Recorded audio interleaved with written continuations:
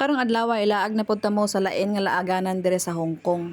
Lantaw gyud mo kay para makakita mo unsa kanami ang views dire. Sugikan ko ani ning kaon og pamahaw. Dayon nagulat ang person sa light rail dire kay mosakay usa tag light rail mao ning ginatawag nga light rail dire sa Hong Kong. Gamay nga train mosakay ta dire padulong sa MTR. Ang kanang MTR big train na pud na. So maglinya-linya mi dire no dili pwede nga magpataka ra kag magpinaduguso. So timing pagsulod sa person walay mga tawo so makapungko gyud na pating dalia karon manaog na taog mutap ta sa ato octopus card. Mo ni ginagamit dire pang plite sa mga tawo, ludan lang nimo. Mo ni ginaingon nga dapat honest ka dire. Kay og lain ka og utok, pwede ra pug di ka maplite. Nya magtap lang taron sa atong card para mabala na tog pila atong plite. Kay senior man ning nag-una nako, nakita na to yung plite nga $1 ra. Na ako $2.5. Og i-convert na to sa peso nasa mga 20 pesos na pero one station na doon ra kaayo. Pero di ta mag-convert kaya na po masuko dire mo ana na pod ganang mag-convert man nga dollar man diha di man Pilipinas. So anyway ninsakan ang person no dire sa train station mauni na ako'y unod nga $81 ang ako octopus card mo saka ta dire sa elevator. Kay ang train na mo dire sa Yunlong naa sa babaw. So mauna niya ang itsura sa train nga atong sakyan. Maglinya gyapon dire ang person no para hapsay ang patong pagsakay sa train dili ta magtudlanay. Nya kay akong kadtuan kay connecting train man maglantaw-lantaw sa ta diri og kadumdum batas atong adtuan. Ug bubakasyon man diri sa Hong Kong di gyud matalang. Kay kani mga pangalan sa lugar nakasulat man diri sa train. No karon sa Kaitak tam adto mao na akong gi-zoom. Nya kada train station naa sila monitor og pila ka minuto maabot ang train. Nya karon ang kani ako adtuan kay wukay siya 2 minutes ni maabot. Dili po ka diri malate sa imong trabaho og diri ka mag-obra kay grabe daghan ng train. Kada kalima ka minuto may bag-o nga train nga maabot no kaya ron ang train di ana. Pero kalain sa kadaghang tawo pod man kay wala puti pong kuanan magtindog rata. Pero okay ra pod na kay di man ka nag-iisa. O karon naog na ang person di ana mo. Unya kay kaning vlogger ra kita mag-video pa ta bago masarado ang train bago ta manaog. Kay mobalhin na pud ko sa pikas nga train kay connecting man ni atong train dili man mo diretso ang train nga atong gisakyan sa atong adtuan. Timing kay pag-abot sa person nga ang train naabot na pod o peting tawhaya mo sakay ta dayon.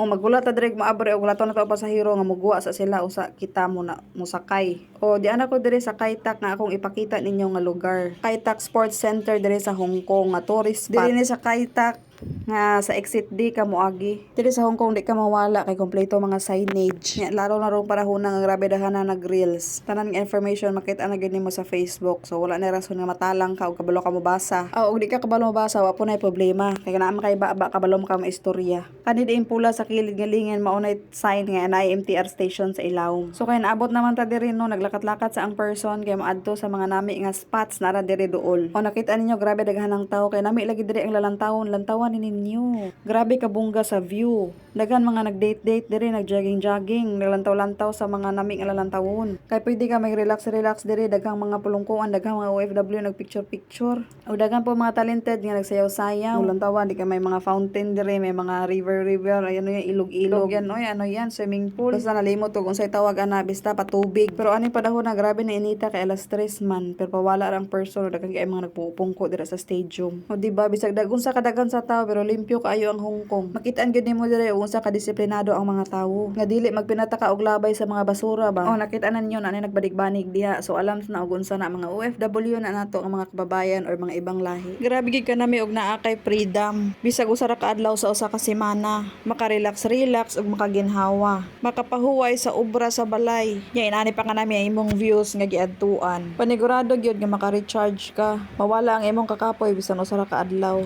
Mao nang life na mo dire mga OFW sa Hong Kong. Kada semana kapoy gyud mi. Nya kada day off ra imong gi-look forward. Pero dako ta pasalamat kay naay tay day off compare sa iba nga mga lugar nga nag-obra dito mga Pilipino walay off. Grabe ka kapoy pero unsaon wala man mahimo pigado. Mao nang laban lang gyud sa mga hamon sa buhay. O nang baklay na dire ang person mao tay ipakita ko ninyo ang wall clock and grabe ka mga dagko sa mga building dire ang mga balay sa taga Hong Kong. So nakakita mo anang orasan o gaandar na siya so mauna ang time nga pag-adto nako 5:20. Nya kay wala may mga matog cellphone dire ako ra nang gibutang akong cellphone with standy kag mag-video. Candid ba unsa man wala man tay manog video. Dire sa abroad uso kaayo ang mga orasan ipatapik sa mga haligi. Oy, murag mao gyud na signature ba sa mga abroad kinaampo na sikat gani nga dako nga building sa London, di ba? Pagka nami na malangyod sa view ang ako ala camera against the light. Pero bahala against the light na i-upload na gyapon ako. Kaya nag mag-support ba ang person og magkuha og video niya ngit-ngit di ay. Mag-video ta diri sa atong kaugalingon di ta maulaw. Kay og makita ninyo og naamo diri daghang tawo nga nagahulat. Kay mo video pod sa akong spot nga gi-picturean. Common na kay namo diri mga taga Hong Kong o mga taga abroad. Maningkamot og picture sa imong kaugalingon para ingnon nga nami kayo ang kinabuhi sa abroad ba. Pero sa tinud-anay lang kakapoy biya gyud. Kasubo mag-inusara nya layo ka sa pamilya pero unsaon mao bitoning gituyuan man aw agwantahon na lang gud sa mga person. So mao na diri ang Kaitak Sports Center no, napalibutan na siya sa mga tubig. Ang tubig parte kalimpyo pero so far wala pa mga isda diri. Kag sa mga atubangan ani nga mga building nakita ninyo sa likod nako na mga tindahan dira makapalit ka sa imong mga kalanon og ilimnon ang babaw ana mga residents. Mao na pinakanami diri sa abroad sa Hong Kong. Kay bisag diin ka moadto nami kay imong view. Ang mga view nga di mo makitaan sa Pilipinas ba. Kay sa Pilipinas na puro naman lang in town entrance fee. Mayo untawg ang Pilipinas na parehog Hong Kong at tanan free. Mao nang sa paglaag-laag diri libre. Plite lang gyud imong kinahanglan para ka makaari. Nya dire pwede ra po ka magbalon og nagtipid ka sa pagkaon. Magbalog pagkaon o magdalag tubig. Kay kadaghang mga pungkuanan nga ikaw makapungko og makakaon kung ikaw gutomon. Pero ang usa ka nami dire sa Hong Kong sa ilang mga park na ay mga libre nga tubig. Magdala lang kag imong sudlanan para naa kay balunan. Fountain water man naguloy tawag ana. Pero og tamaran ka pwede ra pod kay pwede man ka kanganga og kainom. Oh, di ana ko dire sa Picas View. Bisag diin ko molibot nami gid gihapon ang view. Talikod-talikod ang person kay abi na kog siksi ko lang tawon. Pero unsaon man ni nga it's a prank raman di ay. Diri na ni dapita sa hagdan nga kung ipakita ninyo ni saka na ang person para mag-video hago kayo ang person ay sa paglaban sa mga pagsubok sa buhay. Pero hindi tayo titigil o mga pagsubok laman yan. Kung kaya sa uban, kaya taman. Kung nilantaw mga hangtod dire, dagang salamat sa patuloy nga pagsuporta sa ako ang mga video-video. Bye-bye, dire na lang kutob.